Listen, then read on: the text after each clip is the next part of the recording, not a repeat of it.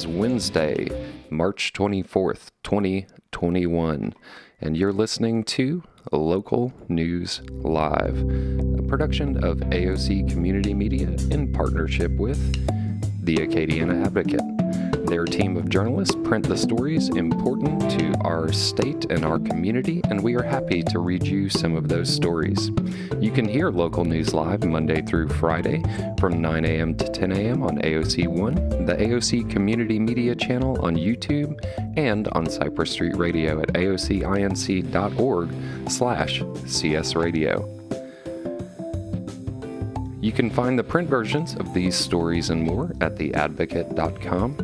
We could not bring you this community service without the generosity of our volunteer newsreaders. Today, we are joined by Daniel Rayburn. Welcome to Local News Live, Daniel.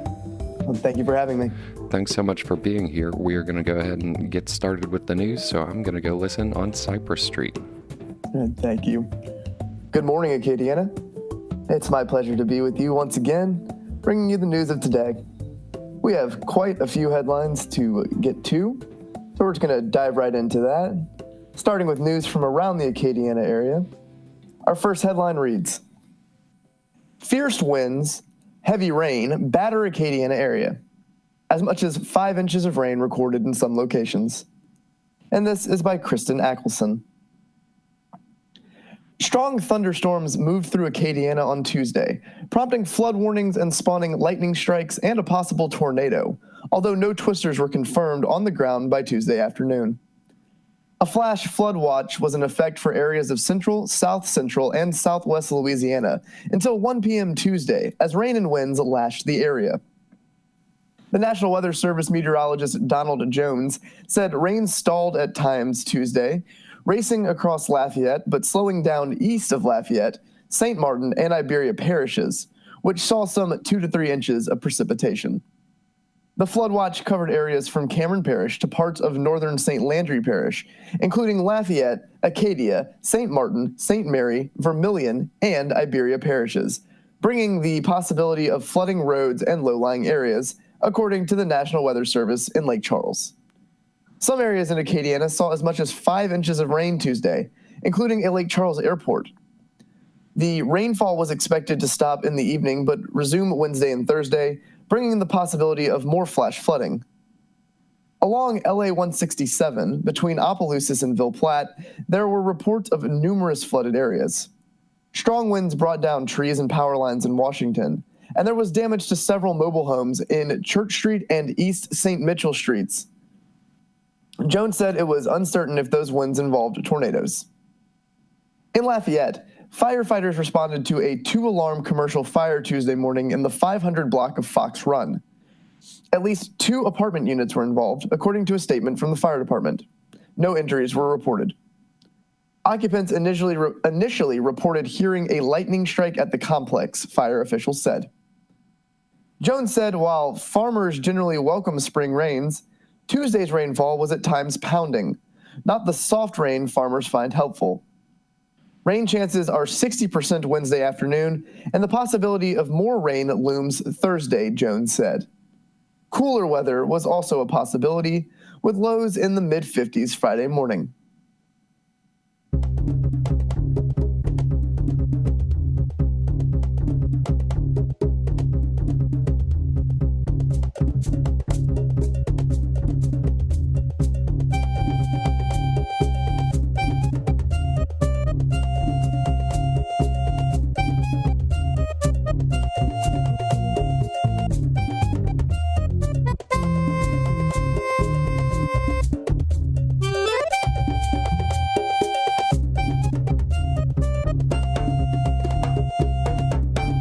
And now, we will move on to our next headline.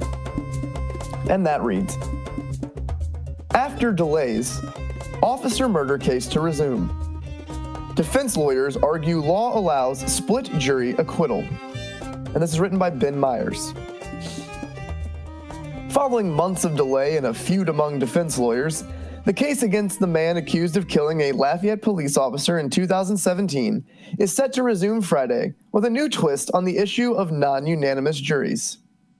Lawyers for the defendant, Ian Howard, want to ensure he is entitled to a non-unanimous jury acquittal, despite a landmark U.S. Supreme Court decision last year outlawing 10-2 verdicts.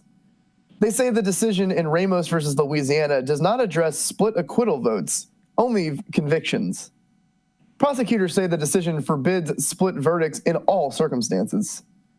Prior to the Ramos decision, prosecutors challenged Howard's right to a split verdict under state law, which still allows such verdicts for offenses committed prior to 2019.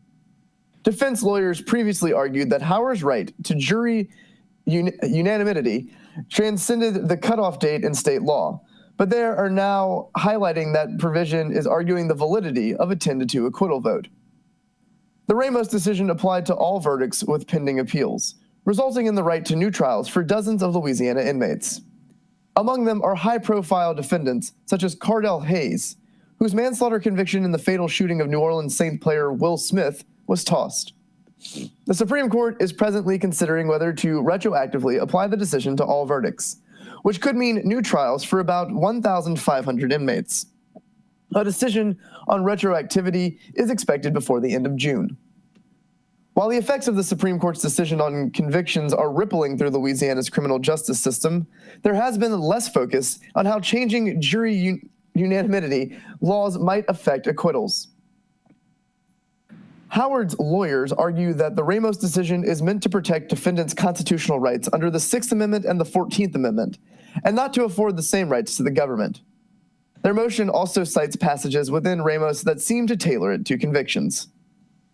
Two recent cases bolstered arguments in favor of non-unanimous acquittals, as highlights by Howard's lawyers.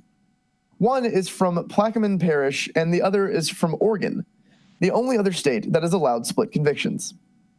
The Plaquemines Parish judge, Michael Clement, ruled in January that state law permits non-unanimous acquittals for offenses prior to 2019, just as it does for convictions.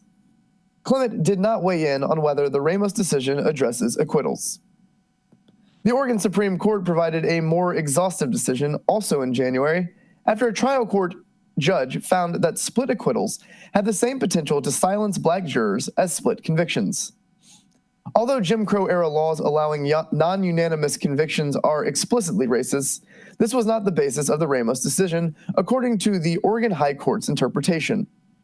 Ramos instead rested on the 6th Amendment guarantee to an impartial jury, the Oregon court stated. Quote, "The court in Ramos rejected Oregon's practice of accepting non-unanimous guilty verdicts, not because Oregon had adopted the law for an improper reason or because of the court's concern about racism," the Oregon court's decision states. The non-unanimous acquittal question is among 9 new defense motions in the Howard case, which has not had a hearing in open court for 6 months. The judge at the time, Jules Edwards, set a firm trial date in July after allowing ample time for Howard's lawyers to prepare an insanity defense. But that date got pushed aside amid a fallout between Howard's lead lawyer, Stephen Singer, and his employer, the Louisiana Capital Assistance Center, leading to confusion over Howard's representation.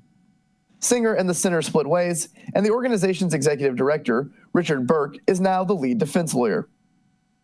Edwards then did not run for re-election to the 15th Judicial District Court in December, further delaying proceedings. His successor, Valerie Gotch Garrett, is now handling the case. With Howard's representation squared away and Garrett settled in, one of Lafayette's most closely watched criminal cases is again inching closer to trial, though a new date has not been set. The motions to be heard Friday are mostly concerned with jury proceedings. Howard, who has a history of mental illness, is accused of fatally shooting Lafayette Police Corporal Michael Middlebrook and wounding 3 others at a convenience store on October 1st, 2017. He is first being tried on 3 attempted murder charges, with a separate capital case in Middlebrook's death to follow. He is pleading not guilty by reason of insanity.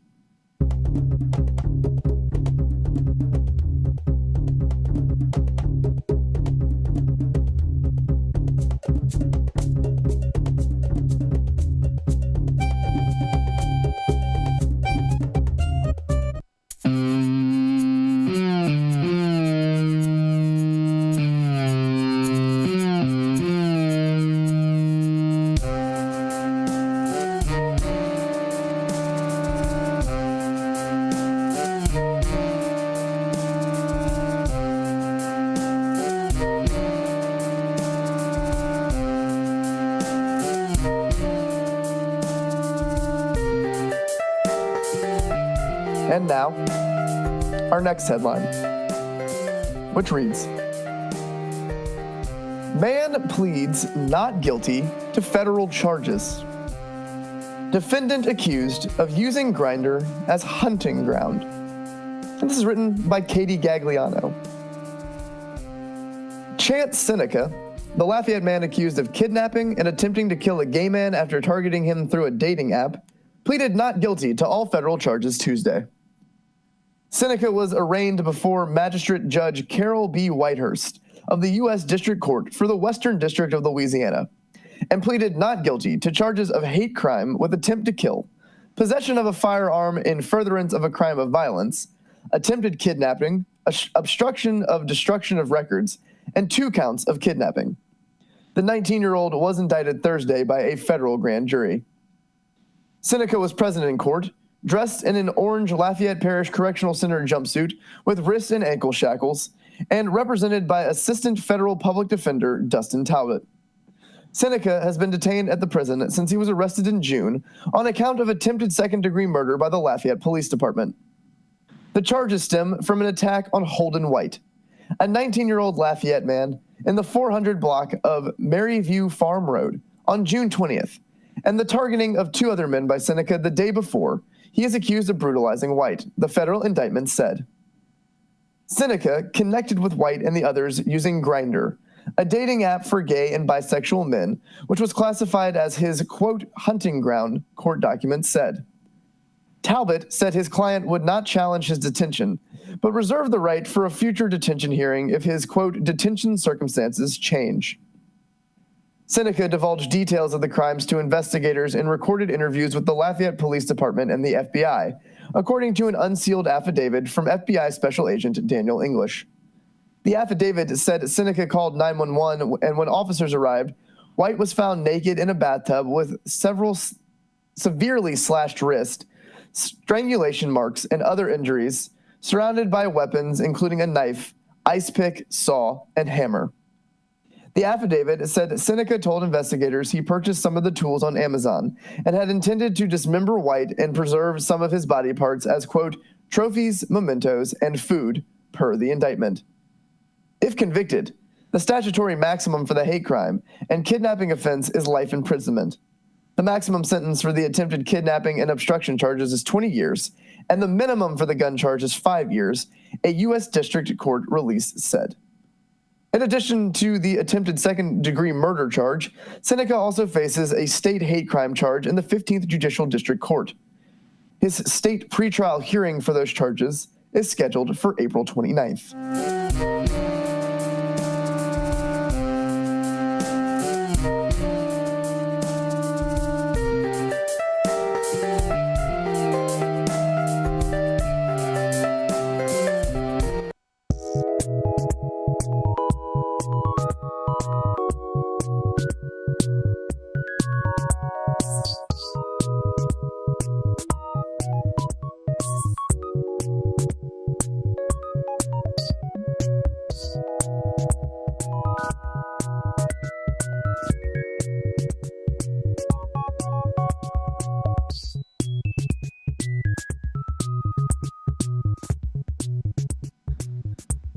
And with that, we will now take a short break for this announcement.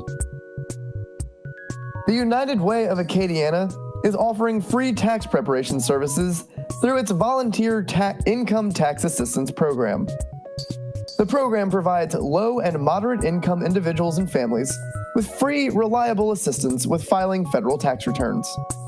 There are 12 filing locations participating this year throughout the Acadiana region. Most locations are by appointment only due to COVID-19 safety restrictions. Please visit unitedwayofacadiana.org/VITA for site locations, opening dates, and to make appointments. For additional resources, visit myfreetaxes.com to learn more about alternate free or low-cost filing options currently available. The VITA program is just one way the United Way of Acadiana is working to help individuals and families achieve and maintain financial stability. Learn about additional programs by visiting unitedwayofacadiana.org.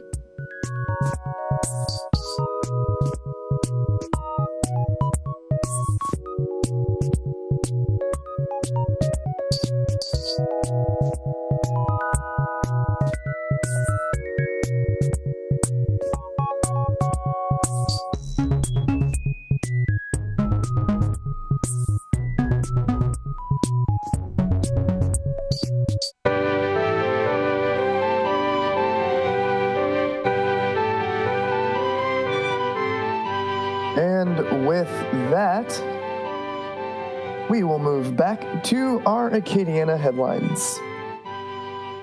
With this, UL sees no new cases for full week. University last had clean virus slate in May.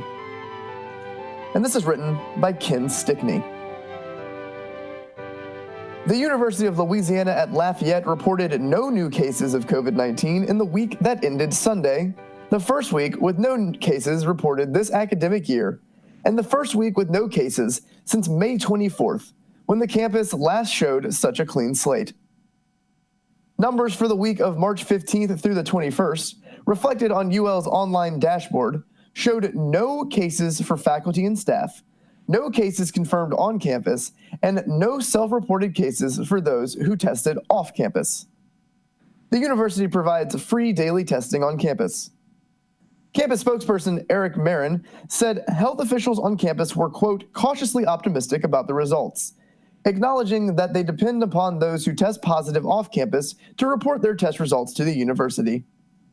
He said that health officials on campus also cautioned that numbers could change if people don't adhere to established protocols on campus. People on campus are asked to wear masks, to maintain social distancing, and to wash their hands frequently. UL has recorded 832 cases of COVID-19 on its dashboard. Student cases confirmed on campus equal 198. Self-reported student cases are 494, and confirmed faculty and staff cases rank at 140. The news show a significant turnaround since the darkest days of COVID-19 testing results, which occurred in November. There were 95 cases at UL during the week ending November 14th, and 101 cases for the week ending November 21st. 9 faculty or staff cases, 28 student cases confirmed on campus, and 64 cases reported from off campus. In the current spring semester, the week with the most confirmed cases ended January 10th, when 47 cases, 9 faculty or staff, 2 student cases confirmed on campus, and 36 reported confirmed off campus were reported. Cami Gessman, spokesperson for the University of Louisiana system, said other institutions in the statewide system have been recording low numbers of positive tests, including some weeks of 0 cases. Quote, several are in the 0 to 5 case category for faculty, staff, and students, she said. Some cases involve people who never come to campus as well. She noted that Governor John Bel Edwards has included higher education faculty and staff among those eligible to receive the COVID-19 vaccine, which would help all the campuses reduce cases. She said all 9 University of Louisiana system campuses, McNeese, UL, Nicholls State, University of New Orleans, Southeastern Louisiana, Northwestern State, Grambling State, Louisiana Tech, and the University of Louisiana at Monroe are all planning more in-person classes in the fall semester. Summer courses, she said, would most likely be offered mostly online.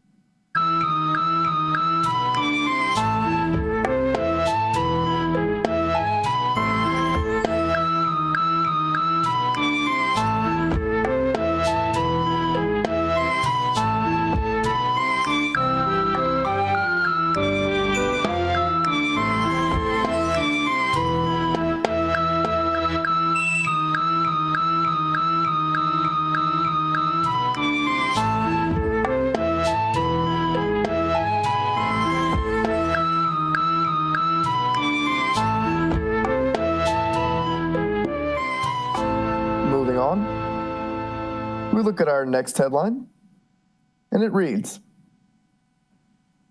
Graduation back in Cajun Dome. The Lafayette Parish school system is counting on things returning to normal by May. After a year of school closings, virtual learning, mask and social distancing, Public school seniors will have normal commencement ceremonies in May. The class of 2020 received diplomas at Cajun Field in July, but the class of 2021 will be back in the Cajun Dome. Graduation ceremonies are tentatively scheduled for May 20th, May 21st, and May 22nd. For a complete schedule, please visit theadvocate.com.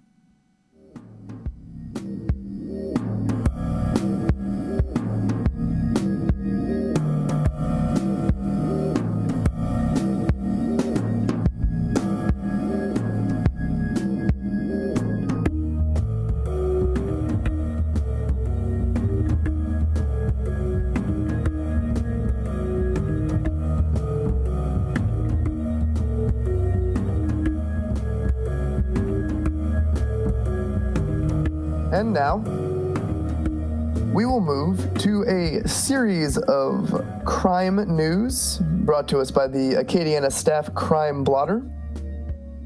We begin with this headline. Girl killed after family's vehicle shot in Houma.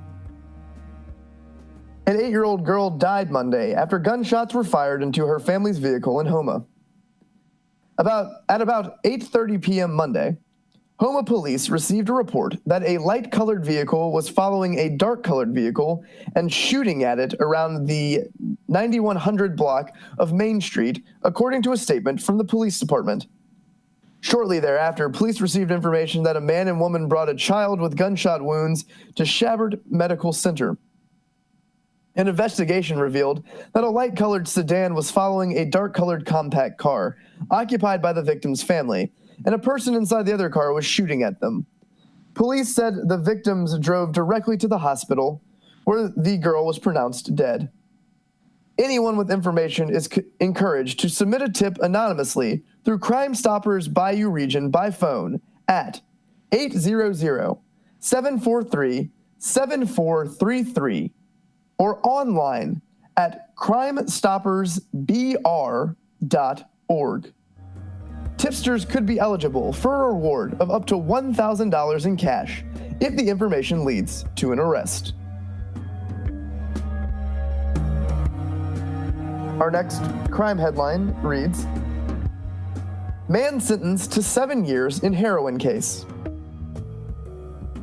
Blandon Richard, also known as Blandon Todd Bessard, 45 of Kaplan, was sentenced Tuesday by U.S. District Judge Michael J. Juneau to 7 years, 6 months in prison, followed by 3 years of supervised release, for conspiracy to possess with intent to distribute heroin.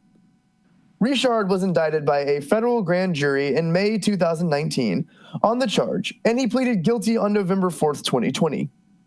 The charges in the indictment stemmed from an investigation into the drug trafficking activities of Richard and his co-defendants in the Lafayette area beginning in January of 2019. The FBI and Lafayette Parish Sheriff's Office conducted the investigation. Assistant U.S. Attorney Robert C. Abendroth prosecuted the case.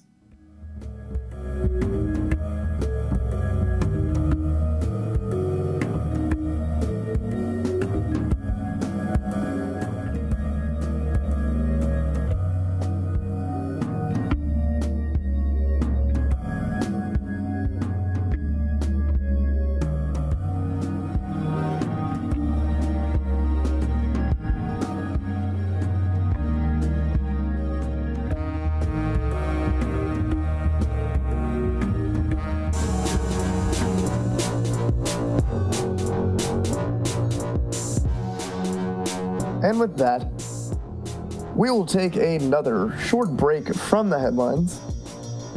This time, to bring you the Today in History, our famous birthdays, and the Daily Horoscope.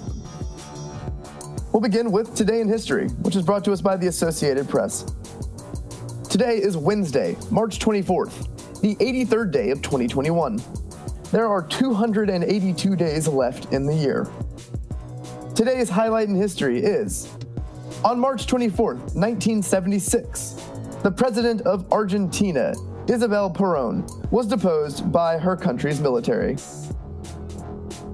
On this date, in 1765, Britain enacted the Quartering Act, requiring American colonists to provide temporary housing to British soldiers. In 1882, German scientist Robert Koch announced in Berlin that he had discovered the bacillus responsible for tuberculosis. In 1958, Elvis Presley was inducted into the U.S. Army at the Draft Board in Memphis, Tennessee, before boarding a bus for Fort Chaffee, Arkansas. Presley underwent basic training at Fort Hood, Texas, before being shipped off to Germany. In 1965, Ranger 9, a lunar probe launched 3 days earlier by NASA, crashed into the moon, as planned, after sending back more than 5,800 video images. In 1989, the supertanker Exxon Valdez ran aground on a reef in Alaska's Prince William Sound and began leaking an estimated 11 million gallons of crude oil.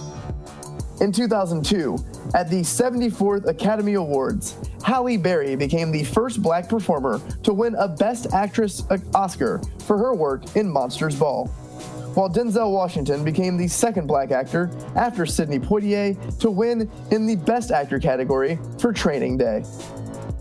In 2010, keeping a promise he'd made to anti-abortion Democratic lawmakers to assure passage of his historic healthcare legislation, President Barack Obama signed an executive order against using federal funds to pay for elective abortion coverage by private insurance. And in 2015, German Wings Flight 9525, an Airbus A320, crashed into the French Alps, killing all 150 people on board. Investigators said the jetliner was deliberately downed by the 27-year-old co-pilot, Andrzej Lubitz. 10 years ago today, the Census Bureau released its first set of national-level findings from the 2010 count on race and migration, showing that Hispanics accounted for more than half of the U.S. population increase over the previous decade, exceeding estimates in most states as they crossed a new census milestone: 50 million, or 1 in 6 Americans. 5 years ago today, a UN war crimes court convicted former Bosnian Serb leader Rodov Kardovic of genocide and 9 other charges for orchestrating a campaign of terror that left 100,000 people dead during the 1992 through 1995 war in Bosnia. Kardovic was sentenced to 40 years in prison. The sentence was later increased to life. And finally, 1 year ago today, 3 of America's best-known national parks, Yellowstone, Grand Teton, and Great Smoky Mountains, closed their gates to visitors.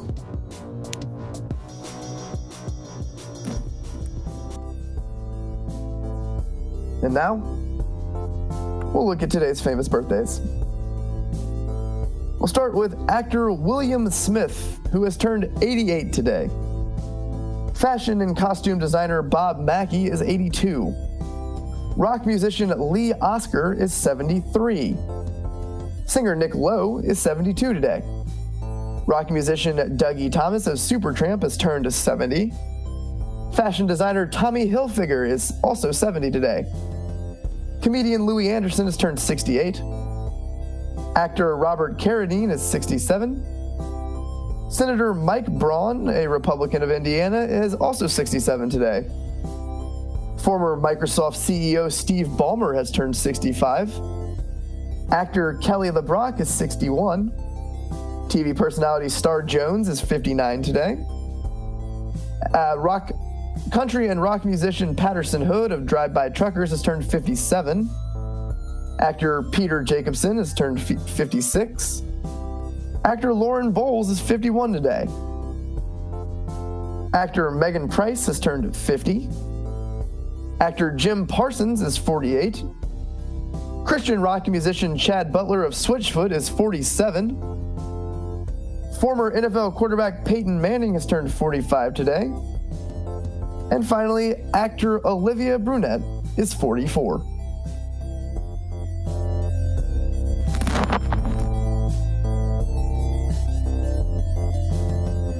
And now, we take a look at the daily horoscopes. We begin with Aries, which is birth dates of March 21st to April 19. Be clear regarding what you want to do and how you plan to proceed, but don't expect others to tag along or agree with you. Be open to suggestion. For Taurus, which is birthdates of April 20th to May 20th. Take a moment, think things through, and consider all your options. Don't give anyone a chance to railroad you into something you don't need or want. For Gemini, which is May 21st to June 20th birthdates, pull out all the stops and take action. It's what you do, not what you say, that will make the difference. A chance to work along someone you trust and respect will make your life easier. For Cancer, which is birthdates of June 21st to July 22nd, rethink your motives and what you're trying to achieve. Rework your plan to fit the results you expect and forge ahead. Don't let a physical or emotional attraction jeopardize your position. For Leo, which is birthdates of July 23rd to August 22nd, stop before you make an irreversible mistake. Spend more time honing your skills and figuring out what you want. Personal improvement will lead to a better life, friendships, and insight. For Virgo, which is birthdates of August 23rd to September 22nd, keep your life simple and your discussions truthful. Observe the changes going on around you and consider what's best for you before you make a move. For Libra, which is birthdates of September 23rd to October 23rd, focus on fitness, health, and spending time with the people you love. Get involved in activities that push you to be and do your best, and you'll find contentment and satisfaction. For Scorpio, which is birthdates of October 24th to November 22nd, mull over your plans and elaborate on what it is you want to pursue. The changes you implement are best done in secret. The less friction there is, the easier it'll be. For Sagittarius, which is birthdates of November 23rd to December 21st, steer clear of joint ventures. You'll do well if you put your time and money into personal and home improvements. Don't trust anyone who makes unrealistic promises. For Capricorn, which is birthdates of December 22nd to January 19th, it's time to do things differently. Keeping up with the changing times will ensure that you don't get left behind. Update your surroundings and sell items you no longer use. For Aquarius, which is birthdates of January 20th to February 19th, take control and sort through anything you've left unfinished. You'll feel better once you have everything in place. Tackle something you've been putting off due to other people's interference. And finally, for Pisces, which is birthdates of February 20th to March 20th, be quiet about your plans. The less anyone knows about your goals, the easier it'll be for you to get things done. Don't let yourself be controlled by others any longer.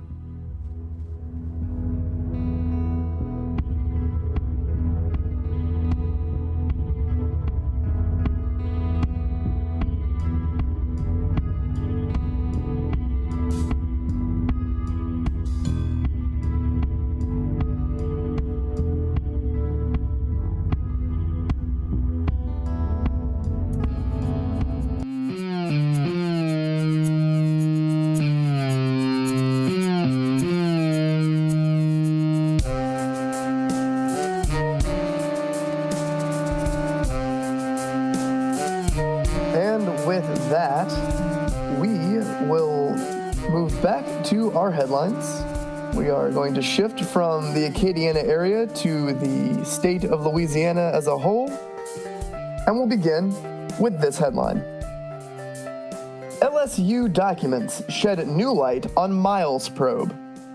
And this is written by Andrea Gallo. Records released Tuesday revealed more information about LSU's 2013 sexual harassment investigation into former football coach Les Miles, which spanned 8 months and prompted hours-long meetings among LSU officials. The records also included some information about settlement talks between Miles and a student who accused him of harassment, but LSU redacted those portions.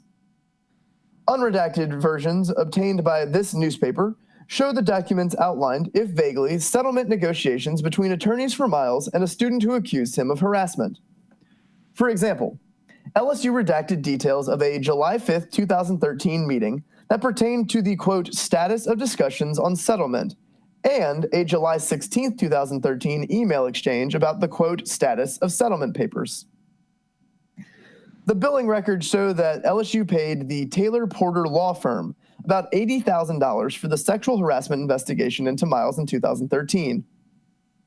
Taylor Porter's work began February 28th of that year with a telephone conference with LSU Senior Associated Athletic Director Miriam Seeger over, quote, potential HR issues. On March 1st, Taylor Porter attorney Vicky Crochet and Bob Barton met with Sager and former LSU athletic director Joe Oliva over a complaint that had been filed against Miles. The next day, they met with Miles and attorney Ed Harton about the complaint. Quote, we weren't friends with Taylor Porter. We thought they were aggressive and intrusive in a lot of ways, another attorney representing Miles, Peter Ginsburg, said in a recent interview. Ginsburg's name often appears in the billing records as well. Early on in March 2013, William Jenkins, then interim president of LSU, was also informed of the complaint, while the billing records show that the LSU Board of Supervisors received emails related to it. Taylor Porter confirmed through an LSU spokesperson, however, that references to the board in its billing records in fact refer only to the 3 board members who were involved in the investigation, not the entire 16-member board. Those former members are Hank Danos, Bobby Yarborough, and Stanley Jacobs. Jenkins previously told this newspaper that he did not remember the Miles allegations. While Danos, Yarborough, and Jacobs were named in the Taylor Porter report as being among those who helped decide whether to fire Miles, the other former LSU board members from 2013 have not said publicly whether they were made aware of the investigation into Miles. Within a week of the February phone call with Sager, Taylor Porter began meeting with the student who had filed the complaint and her father. Barton and Crochet billed more than $1,000 apiece on March 5th when they interviewed the student and discussed it with Oliva and LSU's former general counsel, Shelby McKenzie. They also reviewed Miles' contract provisions that day. Crochet also included a snippet of information on her March 5th billing record that said she had contacted former LSU Human Resources Director A.G. Monaco. Monaco previously told this newspaper that Crochet called him in 2013 and asked that he help convince a professor to let a student retake a failed quiz after the student accused Miles of sexual harassment. Monaco said he reported the incident up the chain of command and refused to change the grade. By March 5th, Taylor Porter was discussing how to field any media inquiries the investigation might prompt. Taylor Porter conducted interviews throughout March, the records show. And by April 10th, Taylor Porter was preparing for a Board of Supervisors meeting. The next week, the firm reviewed, quote, potential resolutions with Oliva. LSU's recent Hush Blackwell report states that on April 19th, Oliva emailed Jenkins to recommend that Miles be fired, quote, for cause over the investigation. But that didn't happen.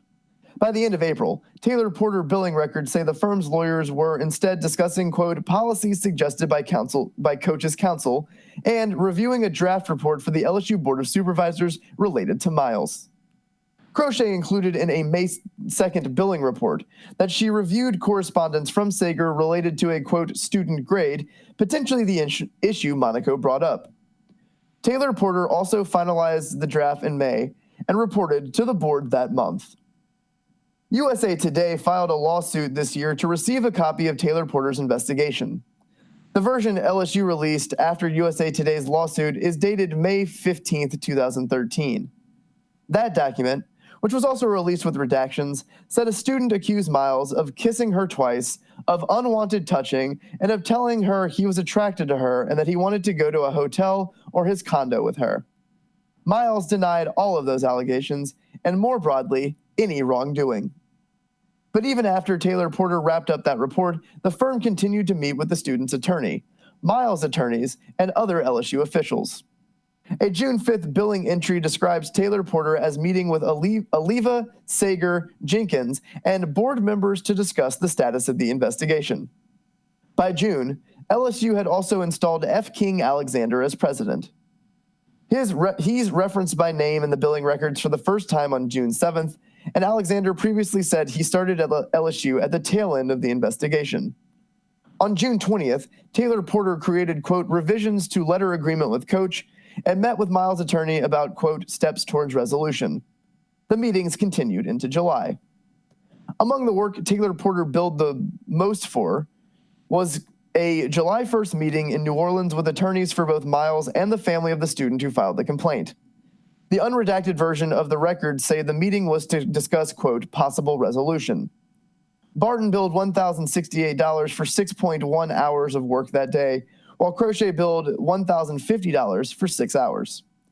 On July 2nd, they recorded a, quote, meeting at LSU to update Dr. Alexander and board members, while Ginsburg made LSU a, quote, new offer on behalf of Miles. And on July 12th, the attorneys talked with Sager about a new policy for student workers, another issue LSU redacted from the billing records. They continued to review terms in August over an agreement LSU made with Miles that he would go to counseling sessions over the sexual harassment allegations. Throughout August, Taylor Porter went back and forth with Miles' attorney over a, quote, directive letter to the coach. By the end of August, Taylor Porter's billing records say the firm was on, quote, final revisions to its directive to Miles and executing that agreement. On September 10, 2013, Miles signed off on an agreement that said he would stop texting and calling student employees and hiring them for personal work like babysitting. Miles also agreed at the time to attend 8 one-hour training sessions with an attorney who specialized in employment issues and workplace harassment. Ginsburg recently said those training sessions were only meant to teach Miles how to avoid situations in which people could make, quote, baseless allegations against him. The Taylor Porter investigation into Miles wound down after he signed the agreement, though the records show that Taylor Porter billed for a few final matters in September and October, including more discussions with Miles' attorneys. Miles, who was near the height of his popularity at the time of the previously unknown sexual harassment investigation, lost his job at LSU in 2016 amid a losing streak. He became head coach at the University of Kansas in 2018, but parted ways with Kansas a few weeks ago after the sexual harassment investigation from his LSU days became public. LSU gave Sager a brief unpaid suspension after the release of the Hirsch-Blackwell report over her handling of other Title IX cases at LSU, including incidents involving former LSU star running back Darius Geis. Alexander has resigned from Oregon State University, where he became president less than a year ago after leaving LSU. The Oregon State Board accepted Alexander's resignation Tuesday.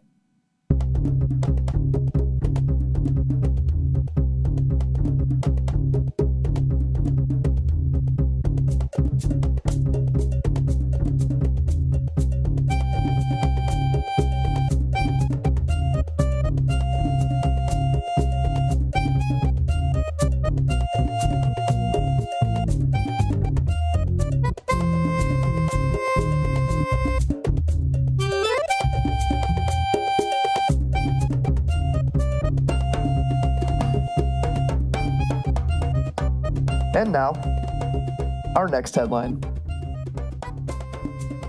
Panel: Dual enrollment rules unfair. ACT requirements a barrier to black students, officials say. And this is written by Wilson Tell. The ACT requirement is the key barrier, and an unfair one, to black students enrolling in high school classes for college credit, education officials said Tuesday. Black students make up 43% of Louisiana's public school population, and only 27% of those taking classes for both high school and college credit, which is called dual enrollment. Quote, "This is not the fault of students," said Jonathan Davis, an education researcher. "It is a policy failure." Davis is a senior research associate with the Education Trust, a nonprofit group that works to narrow the opportunity gap between students of color and others. The issue was discussed during an hour-long virtual panel discussion called, quote, "The Role of HBCUs in Dual Enrollment," a reference to historically black colleges and universities. The moderator was John King Jr., former secretary for the U.S. Department of Education, and now president and CEO of the Education Trust. Louisiana has long grappled with why relatively few students take dual enrollment classes, especially compared with those in other states. The state had about 90,000 high school juniors and seniors, but fewer than 20,000 were enrolled in high school classes that can allow them to earn a semester or more of college credit before they arrive on campus, according to the latest available figures. Quote, "If you block students from dual enrollment, you're making college more expensive for their families," said King, who served under former President Barack Obama. The ACT has long been touted as a way to predict college success and a way to test what students know that crosses geographic, academic, and other lines. However, some colleges are eliminating ACT and SAT requirements for admission amid complaints that many white students enjoy financial and other advantages in navigating the questions. Results on the ACT range from 0 to 36. Under state rules, students have to have a GPA of at least a 2.5 and a composite 19 on the ACT to take a college class in high school. They also have to earn at least a 19 on the math portion of the ACT and an 18 in English.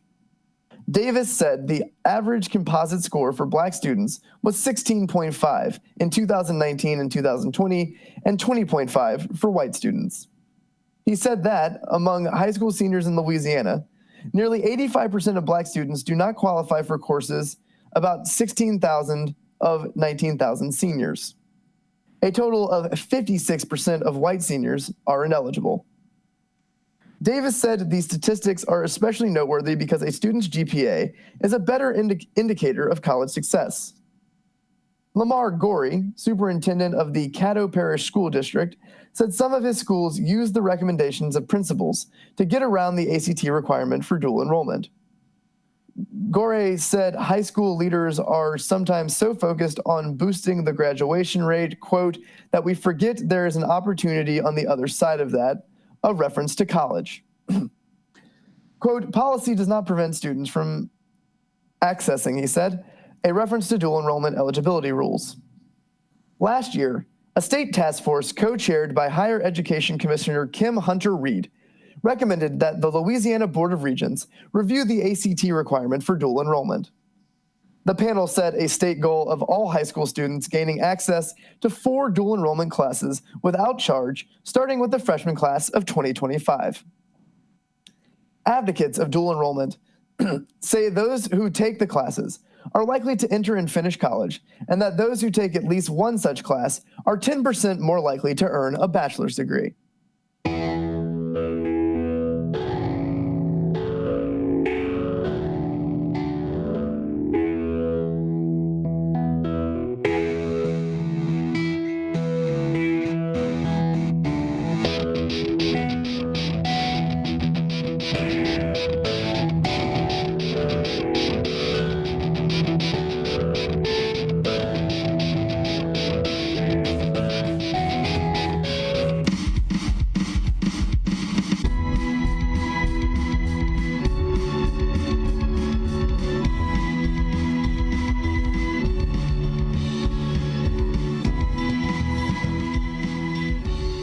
And with that, we will now move into our final headline of the day, which comes to us from the world of sports. And that headline reads, Spring season will be pivotal for UL defense. Defensive coordinator Tony has 3 new coaches to get on track. And this is written by Kevin Foote. The spring football season is vital to the success of a team in many areas. But one area that perhaps even more significant this season for the UL Raging Cajuns is coaching or developing the new coaches in addition to the players. There are multiple new coaches and duties on both sides of the ball, but the defense has 3 critical new hires under second-year defensive coordinator Patrick Toney. Quote, "We do have some turnover on our staff," Toney said. "It's obviously a huge benefit for us to have spring in that regard as well, so everyone can get acclimated to what we do. Then after that, we'll have time to look at it and have input into what we could do better from our new staff members once they have familiarity with what we do. We were able to hire a lot of qualified members to our staff. So they're picking it up fast and already adding insight and ideas. It goes even deeper than that, however. Take Tony, for example. Throughout his college coaching career, Tony has always coached the secondary. This year, he moved to outside linebacker coach in addition to being the overall coordinator. Quote, "I can add a lot of value to that room and a little different perspective being from the back to the front," Tony said. "We ask those players to do a lot in our defense. We call them jacks, and it's kind of because they're jacks of all trades. They've got to be able to drop. They've got to be able to rush. They've got to be able to play with their hands on the ground and in a two-point stance and play out in space. There's a lot of carryover fundamentals from the secondary, a lot of defensive fundamentals. To be a good defensive coach, you need to know how to strike blockers, how to rush the passer, and how to tackle, all that. Perhaps even more important," Tony said, "is that there's much more detail involved in his old safety room that coaching linebackers offers a little bit more flexibility. Quote, I can focus more on the big picture of all 11, he said. I've already seen the benefit of it. I can give multiple players at different positions feedback every day because I'm watching more of the big picture. Not so much through a straw of just DB play, so it's been positive for sure. It also helps that he has great confidence in the new hires on defense. Jeff Burris at cornerbacks, Galen Scott an inside linebacker, and Wes Neighbors at safety. Burris brings the elite player status to the Cajuns. He was a first-round pick by Buffalo in the 1994 draft out of Notre Dame and played a decade in the NFL for the Bills, Colts, and Bengals. Quote, he's done it at the highest level, so his coaching is a testimony, Tony said. It's what he did in college and what he did in the NFL, which is awesome. And then as a coach, he's coached in the NFL and has developed 2 draft picks when he was at Louisiana Tech. So he has a track record of doing it himself, and then he's done a good job of coming here and learning what we call it, and adding his knowledge and expertise to it. Scott, meanwhile, brings coordinator experience to the staff to bolster Tony's job as a young coordinator. Quote, he's been a coordinator before at the FBS level. He's coached at a high level. He's been around tremendous defensive minds. So he's been a great sounding board for me, Tony explained. Neighbors played and coached at Alabama, where head coach Billy Napier spent time as well. Quote, obviously, there's a lot of defensive carryover from what we do and what we do at the University of Alabama, Tony said. Having his insight and the familiarity with that system has been really good because he can bring ideas. This may be how we defend something, but they did it like this at Alabama, so it's great to have his insight and his experience. And yet, Napier's Cajun program has its own unique methods for each coach to learn. Conversely, Tony also looks forward to the post-spring quality control session with his new staff so they can suggest potential changes as well. Quote, ultimately, that's what we're looking for. How can we make this better, Tony said. We're not in the business of saying, this is how we've always done it, and that's the only way we're going to do it. We're always looking at a competitive advantage on how to do things better, and I think Burris brings a lot to add to that position.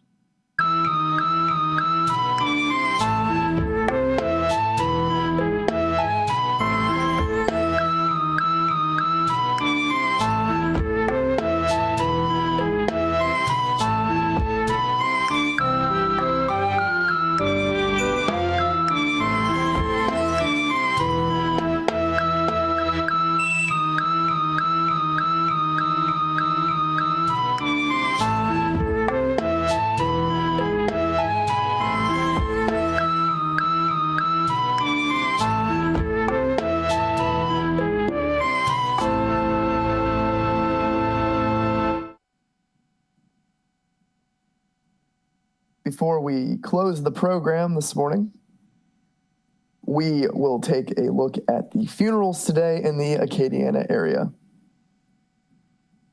We begin with Dorothy Cormier, with service at Sunrise Chapel at Walters Funeral Home at 11 a.m.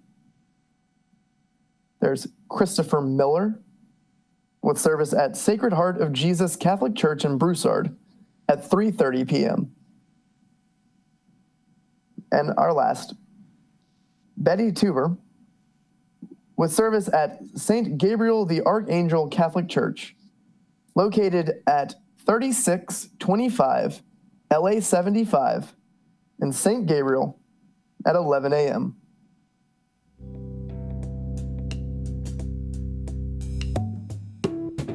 And with that, this has been Local News Live for March 24th, 2021. I've been your reader, Daniel Rayburn. Join us at 9 a.m. Monday through Friday on AOC 1, Cypress Street Radio, or the AOC Community Media channel on YouTube.